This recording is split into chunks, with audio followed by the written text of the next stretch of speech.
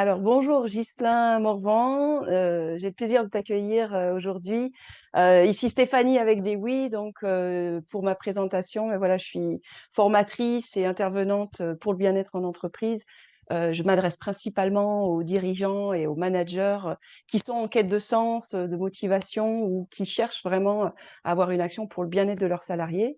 Et bon, c'est dans le cadre de la soirée Place à l'entreprise organisée par l'UPE 30 qu'on s'est rencontrés. Et du coup, j'avais vraiment à cœur de t'interviewer parce que j'ai senti que tu avais vraiment cette fibre d'innovation en toi et dans ton management notamment. Et on va en parler. Voilà, c'est les 15 minutes du manager. C'est notre rendez-vous avec les interviews avec des oui. Donc, je te propose dans un premier temps, Justin, si tu veux bien te présenter qui tu es, ta fonction, ton entreprise dans les grandes lignes, hein, la mission que tu portes. Et puis, on ira creuser un petit peu plus après sur comment ça se passe au niveau du management. Merci beaucoup. Donc, je suis Ghislain Morvan. Je dirige une entreprise qui est dans l'alimentaire, la gastronomie événementielle et les plats cuisinés. Donc, plus connu sur le nom de traiteur organisateur de réception. J'ai 155 collaborateurs et je manage à peu près 12 personnes, ce qui est selon moi la limite que je peux atteindre. Donc, mon travail au quotidien, c'est d'être un facilitateur pour ces managers pour qu'ils puissent exercer leur travail et puis faire travailler leur structure, puisque on a entrepris, nous, récemment, un découpage de la chaîne de valeur qui fait que chaque collaborateur a vraiment en charge une mission particulière au sein du service traiteur. Voilà. Donc, c'est une entreprise que j'ai fondée en 2005, à la suite de quoi j'ai racheté 2 fonds de commerce et que je me suis attelé à développer, puis après à faire performer et surtout en ayant toujours un esprit d'innovation. D'accord. Justement, quand tu parles d'innovation, et notamment dans le management, comment tu vois ça? Comment tu envisages déjà le management, tout simplement, et en quoi, justement, il est innovant pour toi? Moi, j'ai toujours connu des entreprises qui avaient, en tout cas pour l'époque, du management qui était descendant, c'est-à-dire on avait soi-disant une tête pensante qui avait les idées et puis qui les faisait descendre à ses collaborateurs pour expliquer tout ce qu'il fallait faire. Or, on s'est rendu compte que cette méthode, en tout cas dans mon secteur d'activité, n'arrivait plus à porter ses fruits. Le discours du dirigeant qui appelait à l'aide, qui appelait aussi à la conscience des salariés sur le fait qu'il fallait travailler dans le traiteur, qu'il fallait être consciencieux, etc., ne portait plus ses fruits, puisqu'il y a une pénurie depuis des années qui ne fait que s'accroître. Et donc, je me suis dit, bah, plutôt que d'essayer toujours là, de prendre le micro, de porter la parole, en essayant de dire, il faut faire comme ci, il faut faire comme ça fait 30 ans qu'on fait comme ça, je me suis dit plutôt que j'allais sonder les collaborateurs, en tous les cas ceux qui étaient en souffrance, ou ceux qui fuyaient, ou ceux qui ne voulaient plus rentrer dans la filière, de manière à comprendre quelles étaient leurs attentes, un peu comme on va le faire dans le Lean, comme on va le faire dans le Lean Startup, comme on le fait dans l'entrepreneuriat, comme on le fait dans la culture client. On pose des questions aux clients, on fait des découvertes clients, et après quoi, on arrive à adapter son offre. Et je me suis dit, finalement, il n'y a qu'à faire la même chose avec les salariés, les collaborateurs, et poser des questions et comprendre un peu les attentes et les besoins. Et en faisant tout ça, on part très enrichi de plein d'informations, de conseils. Ils nous donnent aussi des perspectives. Ils nous livrent aussi ce qu'ils pensent, eux, impossible à réaliser, et qui, par conséquent, du coup, nous donnent du challenge, mais qui serait pour eux l'idéal de leur travail. Voilà. Et en faisant cela, je me suis mis en tête de trouver une organisation qui pouvait répondre à leurs attentes. Et on a travaillé d'arrache-pied avec mes équipes encadrantes pour monter tout un système qui permettait d'avoir un management et une organisation qui leur convenait de manière à lutter contre cette pénurie. Voilà, c'est en ça surtout que ça se montre innovant, c'est ce côté écoute, ce côté lean qui est très répandu côté client, mais moins côté collaborateur, je trouvais. D'accord, donc si je comprends bien, c'est un travail d'écoute, un travail de sondage interne que vous avez mis en place directement. Vous n'avez pas fait appel à des structures extérieures pour le faire. Parfois, on fait Non, des en audits, des interne. choses comme ça. En Hem, interne. Après, l'innovation, c'est la réalisation. C'est-à-dire que, bon, ça, c'est très bien. On parle, on discute, mais c'est souvent un peu suivi de parole. Ah oui, tu comprends, c'est comme ça. Bon. Là, l'idée, c'était vraiment de dire, OK, on y va, on fait le travail. Et l'innovation, c'est l'écoute et la réalisation derrière. C'est pas que l'écoute. J'entends l'action, hein, passage à l'action Mm. et avant de Ouais. passer à l'action, donc ce que j'entends moi, c'est que vous l'avez fait en direct entre vous, hein, que vous ayez des différences de niveau hiérarchique. Il y a eu vraiment, un dialogue et une écoute et ensuite un passage à l'action. Mais avant le passage à l'action, quels ont été, je dirais les essentiels de ce que vous avez appris, en fait, sur vos collaborateurs ou qu'est-ce qui vous a surpris? Qu'est-ce que vous avez découvert? Bien sûr, si c'est pas indiscret, mais je veux dire de manière générale, qu'est-ce qui est ressorti de ce questionnement, de ce dialogue avec vos collaborateurs? Notamment sur la Ouais, souffrance au travail, qu'est-ce que vous avez appris et ensuite décidé de mettre en place? bah, j'ai pour habitude de prendre un exemple très concret, il y en a plusieurs, mais celui qui est vraiment très parlant, qui permet aussi aux, aux personnes de comprendre, c'est ce qu'ils connaissent le mieux, c'est le côté réalisation de la prestation. Donc, les gens, enfin, souvent les gens connaissent que le monde du traiteur comme étant la réception sur place. Bon, pour faire une réception, nous avons besoin, par exemple, de maître d'hôtel. Un maître d'hôtel, dans le système qui est commun, c'est quelqu'un qui vient du coup au local du traiteur, qui charge son camion avec le matériel de la réception. Après quoi, il va conduire son camion, donc faire du transport. Il va aller sur le lieu de la réception, il va décharger son camion, il va monter, faire toute la mise de table, monter l'art de la table, etc. Et là, il va commencer à s'occuper du client, à le recevoir et à lui faire la réception, le servir, l'accueillir, le conseiller, le guider. Et après cela, il va falloir tout débarrasser, recharger le camion, effectuer à nouveau du transport et rentrer au dépôt et encore même parfois décharger le camion. Bon. Donc on se retrouve avec des maîtres d'hôtel qui ont choisi de faire un métier pour servir le client, être à leur service, mais qui se retrouvent à faire de la logistique, du transport, etc. Et parmi ces collaborateurs, il y en a certains qui ont mal au dos, qui n'ont plus le permis, qui n'ont pas forcément toutes les qualités requises pour faire toute cette chaîne de valeur, pardon, avec de la polyvalence en logistique, de la polyvalence en transport, etc. Et donc, c'est ce qui est ressorti. Ouais, j'ai 50 ans, j'ai mal au dos, j'en ai marre, etc., etc. Il y en a plusieurs qui nous ont quittés pour ces raisons, ou en tous les cas, quand on discutait, c'était la raison qui était évoquée. Donc, on D'accord. s'est dit, si jamais demain on construisait un modèle dans lequel tu pouvais vraiment t'occuper du client, la mise de table, le conseil, l'accueil et le service, en oubliant toute la partie logistique, est-ce que ça te conviendrait? Oui, mais c'est impossible. OK, mais si on le fait, et là c'est bon. Et donc il a fallu monter un système qui permettait de faire ça, mais tout en pensant que c'est pas pour ça qu'il y a une autre équipe qui allait se taper tout le travail et souffrir à leur place. L'idée, c'était qu'on réduise la chaîne de travail sur ces personnes-là, qu'elles puissent se concentrer sur leur cœur d'activité, mais qu'il y ait d'autres personnes qui puissent le faire, mais avec des bonnes conditions. Donc, du confort, des chariots à maintien de charge, des haillons, des rôles, que des choses qui roulent, voilà, pour éviter absolument la pénibilité de leur côté aussi. Voilà, bon. Donc, ça, c'est un enrichissement qui a été permis parce qu'on est à l'écoute et parce qu'on a demandé quel a été vraiment le point de friction. Et on est sorti enrichi de cette information et on a monté le modèle du découpage de la chaîne de valeur. Oui, donc du coup, si j'entends bien, c'est super idée, c'est plutôt que les personnes soient très polyvalentes, hein, c'est ce qui est souvent recherché, même dans Mm. tout type de poste, hein, toute activité confondue, on veut toujours le mouton à cinq Voilà. pattes.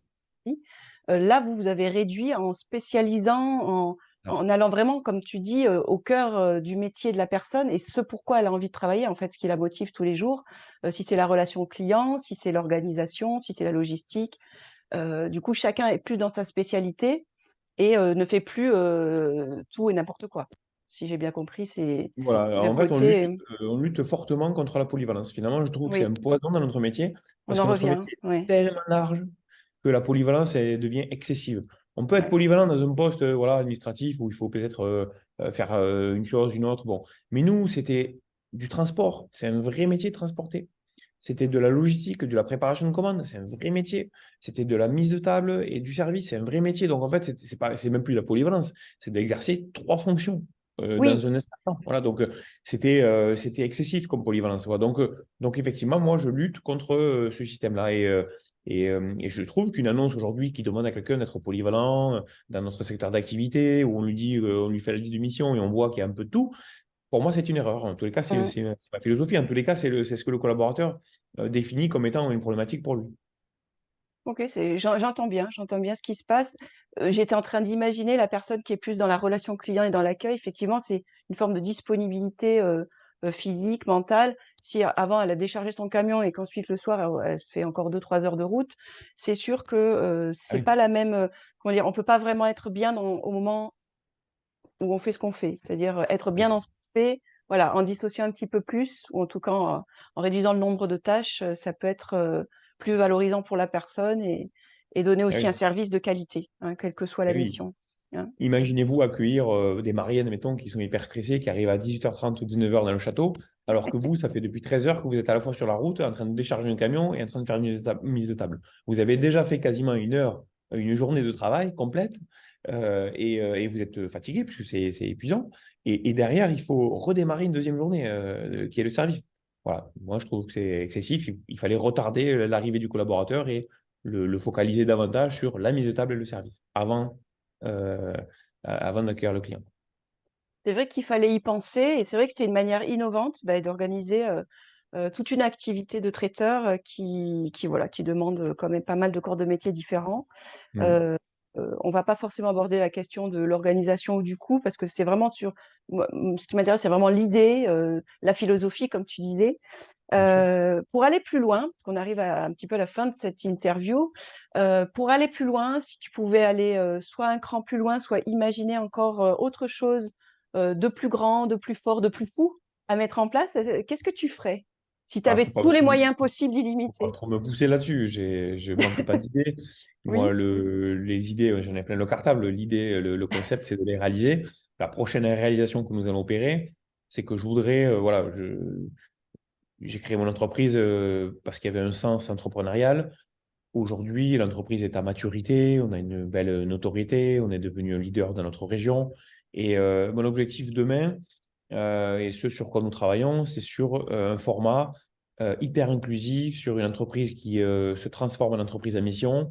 Et quand je dis hyper inclusif, c'est que mes pensées vont à toutes les personnes évidemment qui sont en situation de handicap, donc de pouvoir les faire travailler, mais c'est aussi les personnes qui sont expatriées de zones de guerre, les personnes, les seniors qui peuvent être en difficulté ou très éloignés de l'emploi, ou bien qui ont une retraite même qui est très limitée, qui voudraient faire des petits extras comme ça. C'est donc de les accueillir, de les former, de leur expliquer une mission précise. C'est des personnes qui sont des femmes battues qui ont besoin de revenir sur quelque chose. Ça va être voilà, les personnes qui aussi sont en réinsertion professionnelle. Voilà, toutes les personnes qui sont très éloignées de l'emploi, trouver un système pour les raccorder, les connecter avec le monde du travail.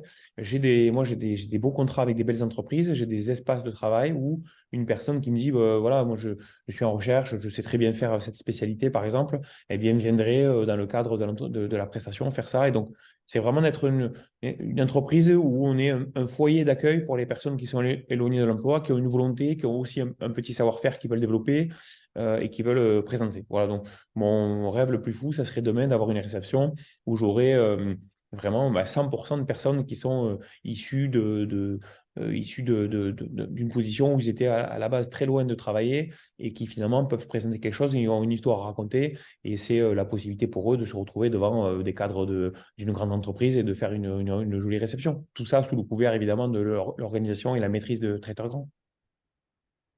Magnifique. Voilà. Une grande, valeur d'humanité en fait, hein, qui ressort de cette vision et de ce concept. Alors, ça existe déjà un petit peu, hein, tout ce qui est travail sur, la réinsertion des personnes, mais de manière aussi globale, hein, Mm.